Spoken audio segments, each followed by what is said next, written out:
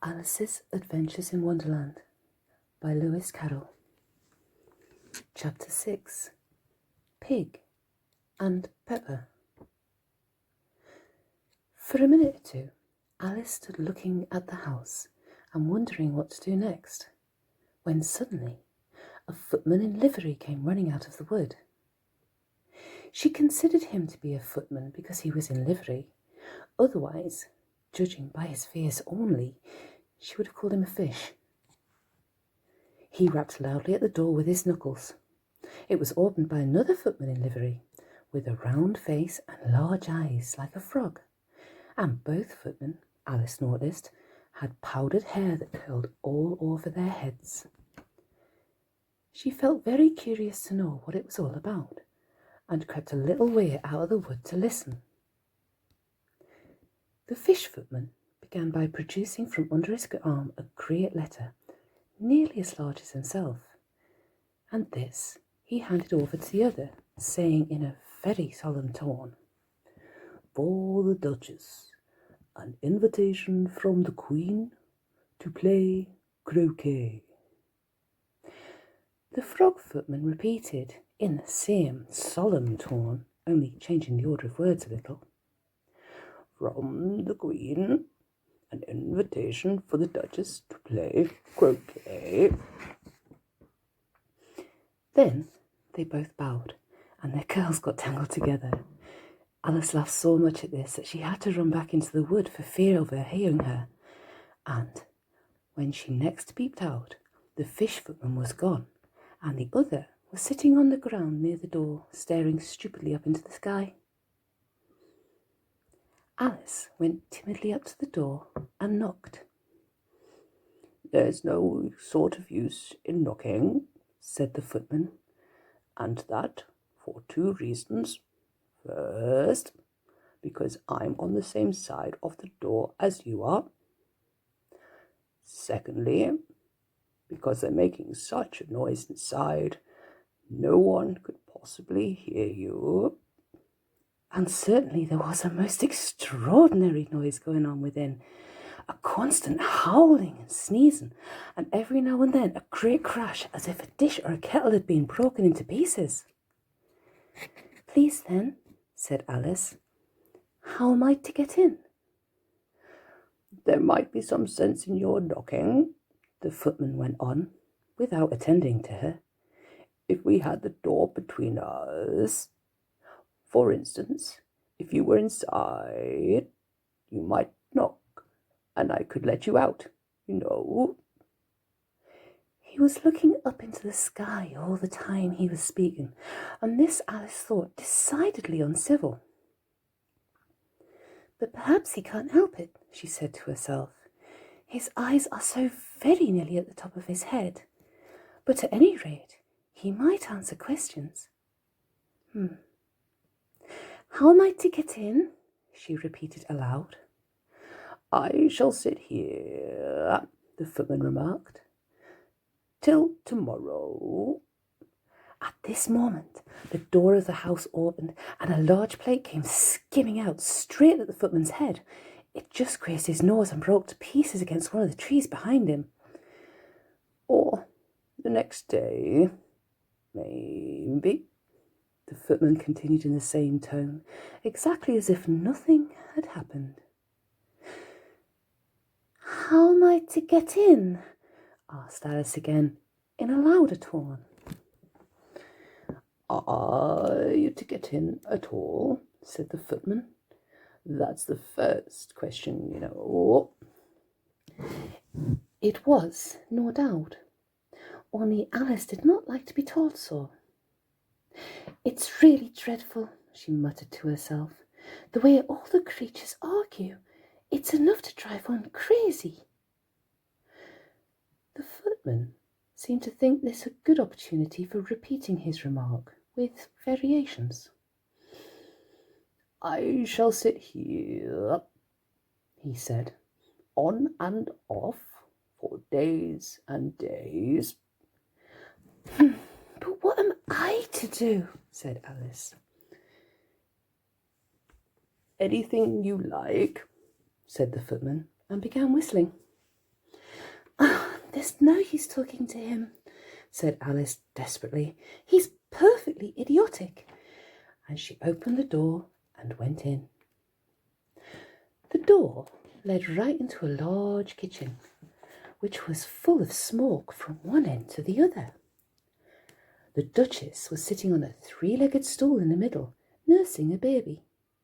The cook was leaning over the fire, stirring a large cauldron, which seemed to be full of soup.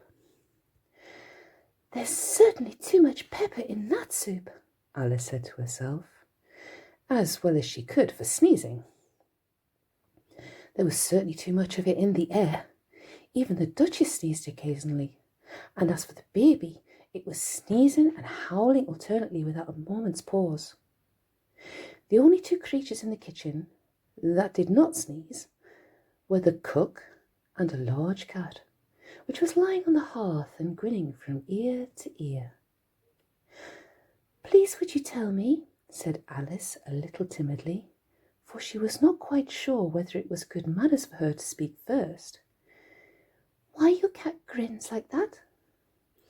It's a Cheshire cat, said the Duchess, and that's why. Big! She said the last word with such sudden violence that Alice quite jumped, but she saw in another moment that it was addressed to the baby and not to her. So she took courage and went on again. I didn't know that Cheshire cats always grinned. In fact, I didn't know the cats could grin. They all can, said the Duchess, and most of them do.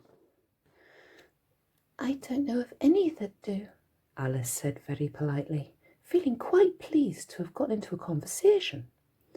You don't know much, said the Duchess, and that's a fact. Now, Alice did not at all like the tone of this remark, and thought it would be just as well to introduce some other subject to conversation. While she was trying to fix on one, the cook took the cauldron of soup off the fire, and at once set to work throwing everything within her reach at the Duchess and the baby. The fire irons came first, and then followed a shower of saucepans, plates, and dishes. The Duchess took no notice of them, even when they hit her, and the baby was howling so much already that it was quite impossible to say whether the blows hurt it or not.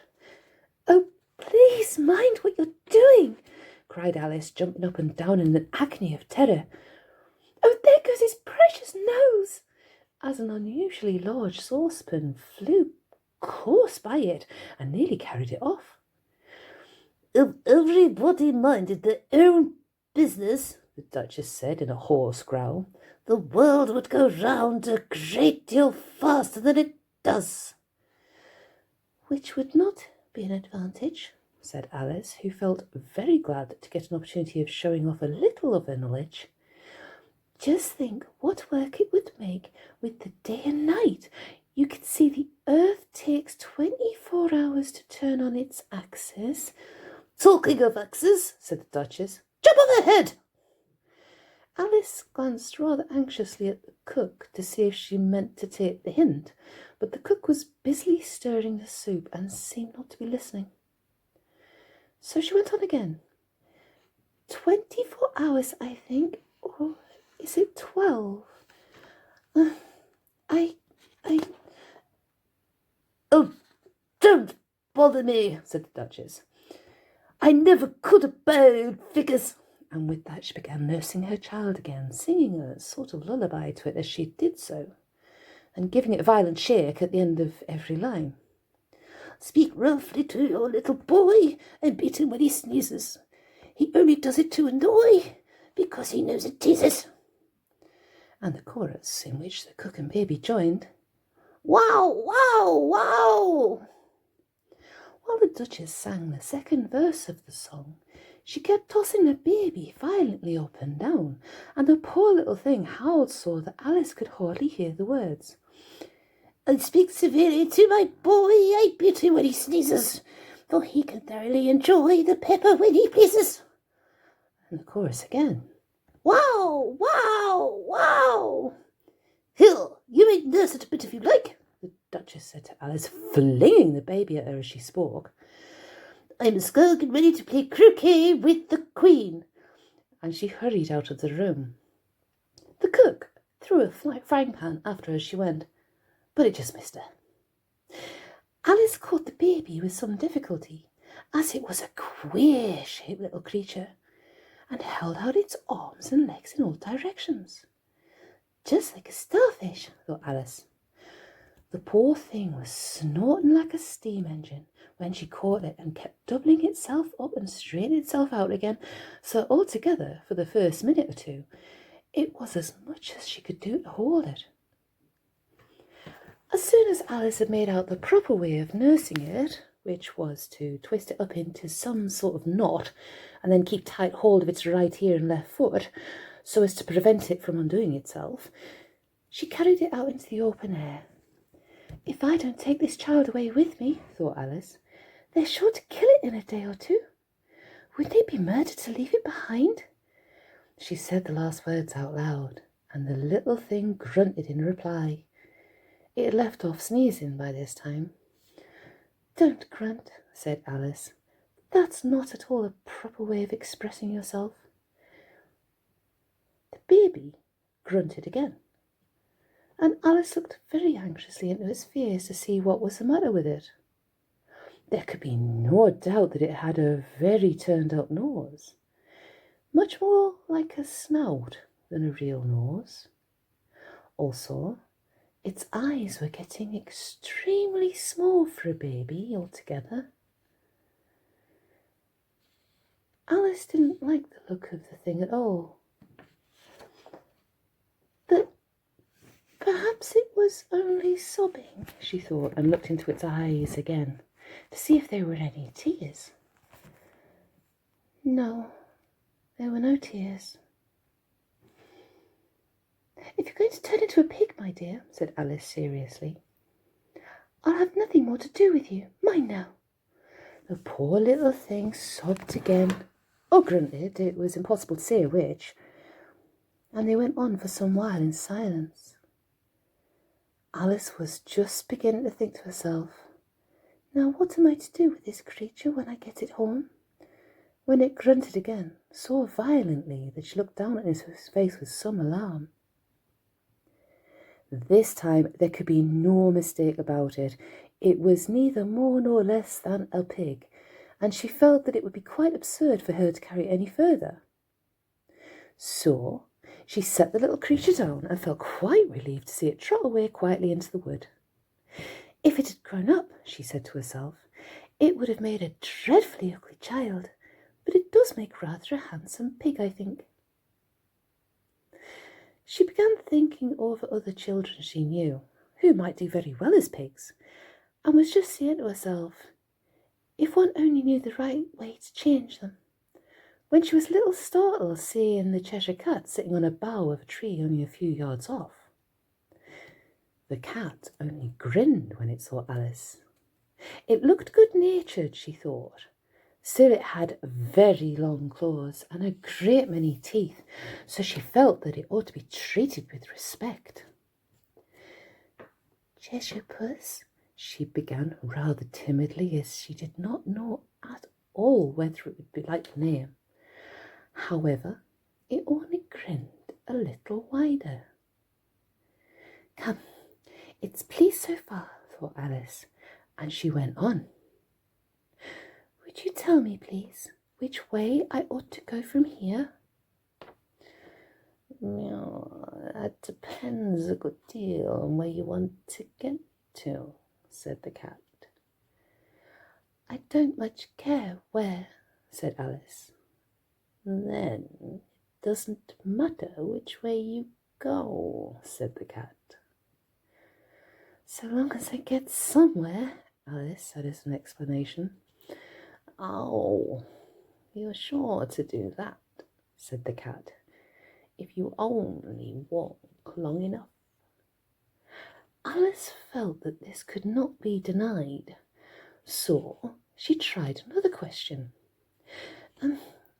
What sort of people live about here? In that direction, the cat said, waving its right paw around, lives a hatter And in that direction, waving the other paw, lives a March hare. Visit either you like. They're both mad. But I don't want to go among mad people, Alice remarked. Oh, you can't help that, said the cat. We're all mad here. I'm mad. You're mad. How do you know I'm mad? Said Alice. You must be, said the cat, or you wouldn't have come here. Alice didn't think that proved it at all. However, she went on. How do you know that you're mad? To begin with, said the cat, a dog's not mad. You grant that? I suppose so, said Alice. Well, then, the cat went on, you see, a dog growls when it's angry and wags its tail when it's pleased. Now I growl when I'm pleased and wag my tail when I'm angry. Therefore, I'm mad. I call it purring, not growling, said Alice. Call it what you like, said the cat. Do you play croquet with the Queen today? I should like it very much, said Alice, but I haven't been invited yet. You'll see me there, said the cat, and vanished. Alice was not much surprised at this. She was getting so well used to queer things happening. While she was still looking at the place where it had been, it suddenly appeared again. By the by, what became of the baby? Said the cat. I'd nearly forgotten to ask. It turned into a pig, Alice answered very quietly, just as if the cat had come back in a natural way. I thought it would, said the cat, and vanished again. Alice waited a little, half expecting to see it again. But it did not appear, and after a minute or two she walked on in the direction in which the March hare was said to live. I've seen hatters before, she said to herself. The March hare would be much more interesting, and perhaps, as this is May, it won't be raving mad. At least not so mad as it was in March. As she said this, she looked up, and there was the cat again, sitting on a branch of a tree. Did you say pig or fig? Said the cat. I said pig, replied Alice. I wish you wouldn't keep appearing and vanishing so suddenly. You make one quite giddy. All right, said the cat, and this time it vanished quite slowly, beginning with the end of the tail and ending with a grin, which remained some time after the rest of it had gone. Well, I've often seen a cat without a grin, thought Alice, but a grin without a cat, that's the most curious thing I ever saw in all my life. She had not gone much farther before she came in sight of the house of the March hare. She thought it must be the right house, because the chimneys were shaped like ears, and the roof was thatched with fur. It was so large a house that she did not like to go nearer till she had nibbled some more of the left-hand bit of the mushroom, and raised herself to about 2 feet high. Even then she walked up towards it rather timidly, saying to herself, Suppose it should be raving mad after all. I almost wish I'd gone to see the Hatter instead.